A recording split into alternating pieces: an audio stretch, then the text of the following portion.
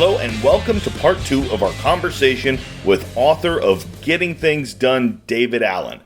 Today, David tells us 3 secrets of highly productive executives, as well as using the power of key questions to derive real solutions. Keep it right here on the Peak Performers Podcast.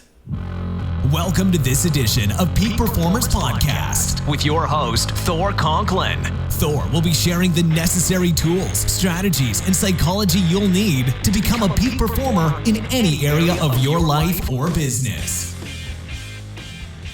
You know, one of the things I find clients suffer with or struggle with a lot is when they're in the office and they're kind of in their command center, everything goes really well with a system like this. But when they start to travel and their routine gets mixed up a little bit, that's when it becomes very difficult to kind of stay the course. Any advice of how to keep this? I know you're not a real good, big work-life balance person, nor am I. What's some of the techniques and strategies that you suggest?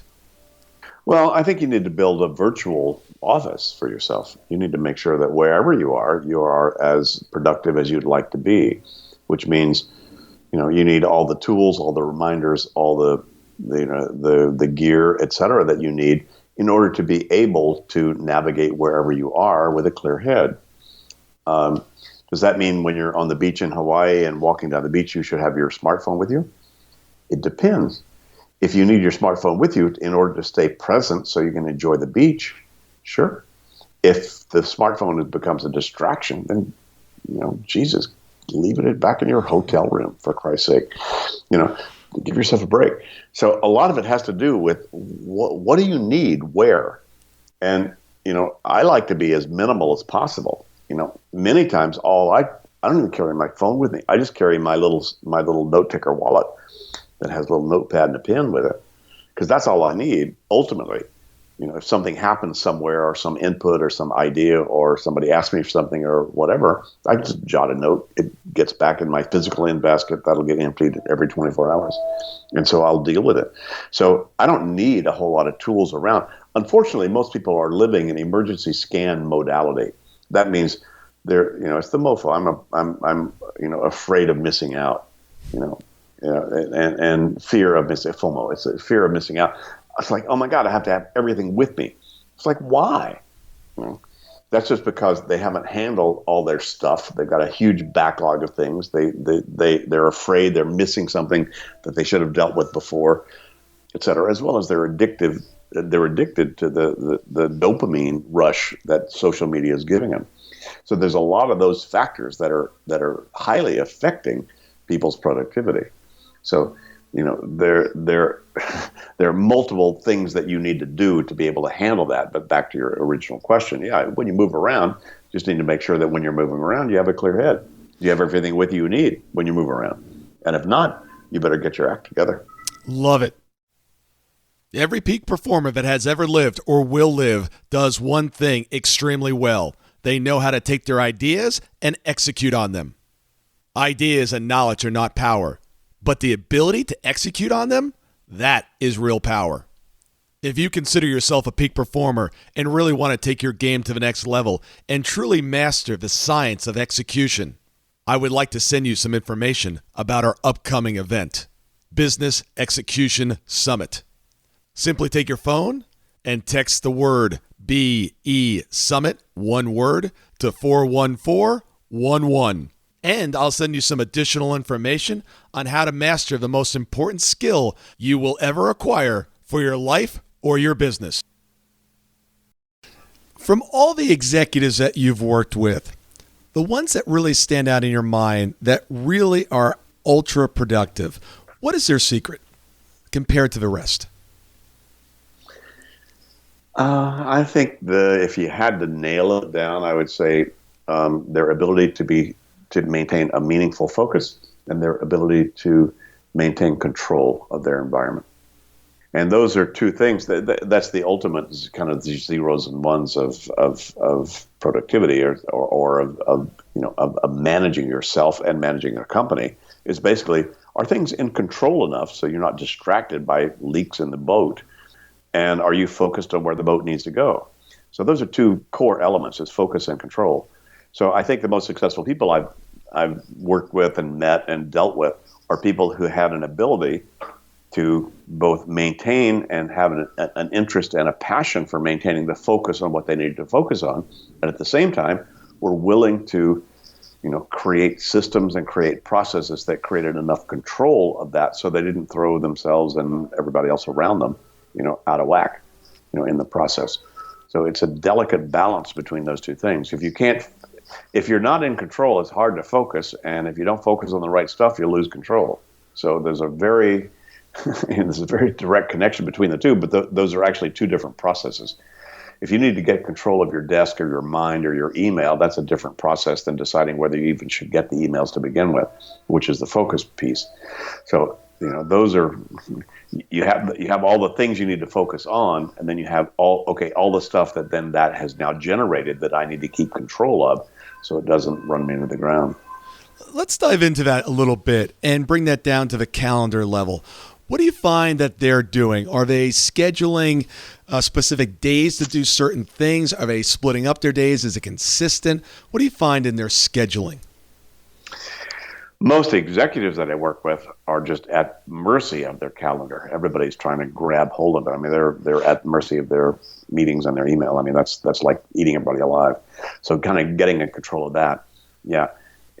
So as they step back and see it from a larger perspective, yes. So some of those who are highly successful realize, wait a minute, I need reflection time. Block that in, or don't schedule me for any meetings before 9 a.m. Let me come in and get clean, kind of close up my stuff before the day hits me. And so they're starting to recognize that they need appropriate islands and oases of time for reflection and catch-up time. If you're blocked wall to wall, for the next 2 weeks, you're dead. That's okay. That happens from time to time. Just better realize then I need 3 days to recoup, and catch up, and bring up the rear guard, for all that stuff. So the combination of both a reflection time and whatever, and scheduling time for yourself, nice to do, but boy, I mean, most people will then unhook and then not keep their own agreements with themselves based upon the latest and loudest stuff that shows up in their face, when they're out there at their desk and in their office, and when people are coming in. So learning how to build in that kind of time where you say, look, I need real reflection and review time, and making sure that they personally have built in, at least an hour or 90 minutes a day to just process incoming, meeting notes and emails and so forth. If you're blocked wall to wall, and you're going to get behind 90 minutes per day simply by the new stuff that's coming in on you. So building in those habits, I think that's a lot of my clients. That's what they get when they work with me, is how valuable and necessary absolutely that is, where you build in both, clarifying and processing and organizing time, for new input that's coming into your life. I love your system, the 5 simple steps that apply order to chaos. And I know you have clients like this, or at least in the beginning, I certainly do, where they're really good at capturing, they're really good at the clarifying, they'll organize, they totally skip over the reflect, and they just go to engage. And of course, others just start with engage, right? They engage, and then they figure out the rest. They try to figure it out as they go along. Let's dive into this reflect piece, because I think this is so important. What do most entrepreneurs miss in the reflect? Reflecting. Okay. It's like, hey, stop the world. Let me step back, have a beer. Yeah, they hate doing that, right? It's been like I'm wasting time. I need to capture that time. Well, we know now from the cognitive scientists that your brain needs to relax and do daydreaming or spontaneous thinking or no thinking at all in order to recoup its cognitive horsepower. And it's like a muscle, and you really have to let that thing relax and give it time to be able to do that.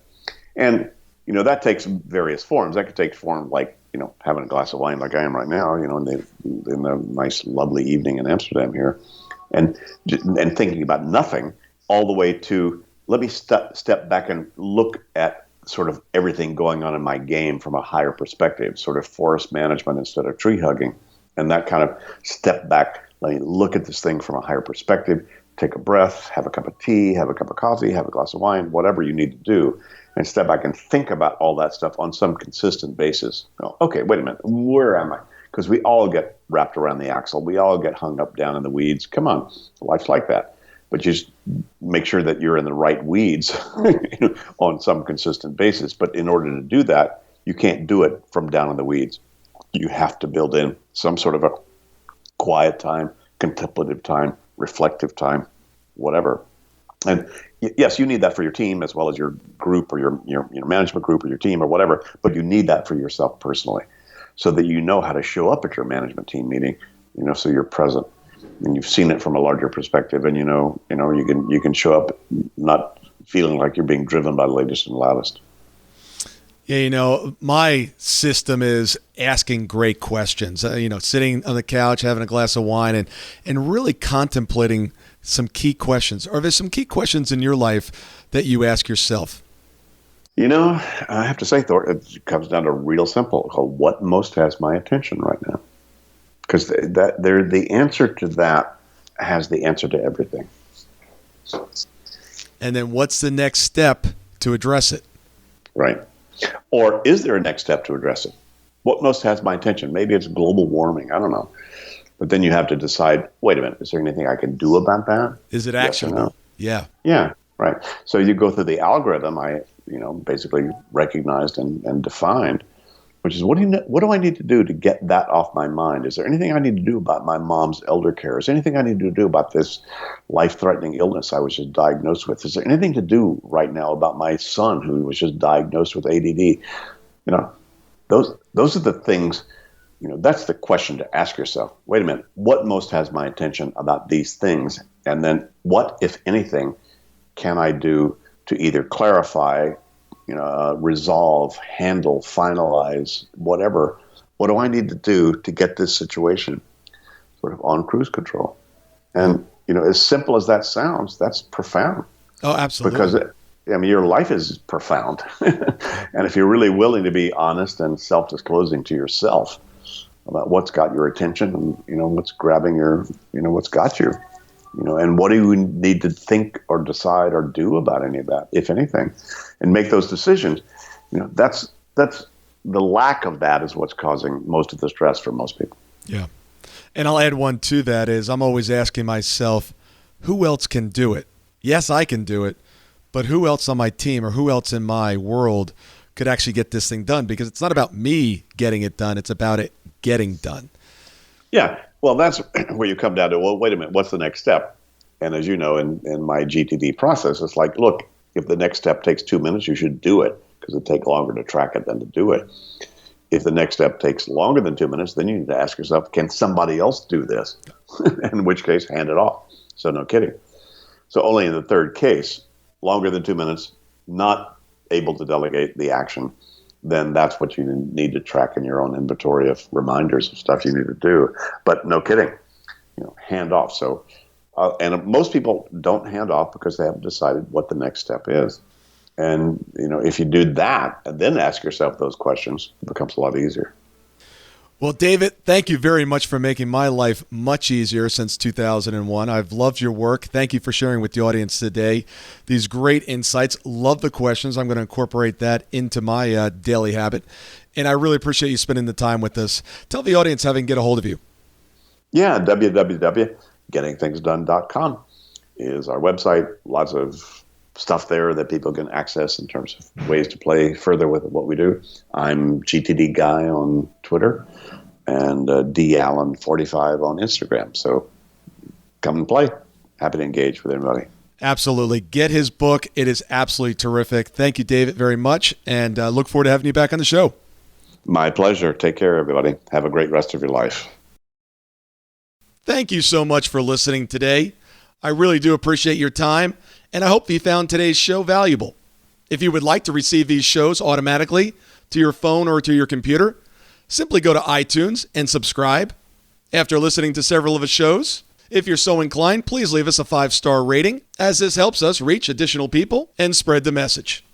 If you're truly committed to taking your life to the next level and doing whatever it takes to become a peak performer, but something's holding you back, something is blocking your way, and you just can't seem to figure out what it is, send me an email to info@thorconklin.com, and I'd be more than happy to get on the phone with you. We'll schedule a 15-minute discovery call. No obligation, no cost. I absolutely love to hear from the listeners, and if there's something I can do to help, I'd be more than happy to do that. Also, if you found something of great interest in today's show and you want to share that with your friends and family, simply go to my Facebook page, Thor Conklin, click on the episode, hit the share button, and share it on your page. You can follow me at Twitter at Thor Conklin. The website is thorconklin.com. We're constantly adding new free resources, discussing additional tricks, tips, tools, and strategies on how to be a peak performer. Remember, I try to keep these episodes short so you can listen to them during dot time, doing other things, commuting, driving, walking, working out. Decide to be a peak performer in all that you do. And until tomorrow, have an absolutely amazing day.